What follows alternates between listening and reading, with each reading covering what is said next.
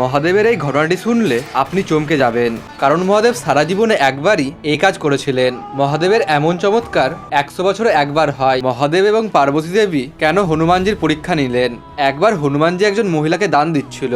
তখন সেই মহিলা বলে, তুমি আমাকে দান দিতে পাও না হনুমান, কারণ তুমি যে আমাকে দান দিচ্ছ তাই তোমার কি আছে, সব তোমার বাবার। এই কথা বলে সেই মহিলা সেখান থেকে চলে যাবে। ঠিক এমন সময় হনুমানজি বলে, আপনি বলুন আপনার কি চাই। যদি আপনি বলেন তাহলে আমি নিজেকেও দান করে দিতে পারি। তখন সেই মহিলা বলে, তুমি নিজেকে দান করতে পারবে? তখন মহারাজ কেসরি মহিলাটাকে বলে, তোমার এত বড় সাহস, তুমি কাকে কি কথা বলছো জানো? তুমি হনুমানজিকে দান হিসেবে নিয়ে নিজের দাস করতে চাইছো? হনুমানজি বলে, উনি যা চাই তা আমাকে দিতে হবে, কারণ আমি কথা দিয়েছি। তখন হনুমানজি নিজেকে দান করার জন্য প্রস্তুত হয়ে যায়। মহিলাটি বলে, হনুমান তোমাকে শপথ করতে হবে যে তুমি তোমার মা বাবাকে ত্যাগ করে সারা জীবনের জন্য আমার দাস হয়ে থাকবে। এ কথা শুনে হনুমানজি শপথ গ্রহণ করে। তারপর মহিলাটি বলে, তোমরা সবাই শুনে নাও, আজ থেকে হনুমান তোমাদের যুবরাজ নয়, আমার চাকর, আমার দাস। হনুমানজি সেখান থেকে বের হয়ে যাবে। আর ঠিক তখনই দরবারের এক প্রজা হনুমানজির পা ধরে কাঁদতে লাগে। আর সেখানে দাঁড়িয়ে থাকা সেই মহিলা ও পুরুষ তাদের আসল রূপ ধরে আসে। তারা আর কেউ না, স্বয়ং মহাদেব ও পার্বতী দেবী ছিলেন, যারা হনুমানজির পরীক্ষা নিতে এসেছিলেন।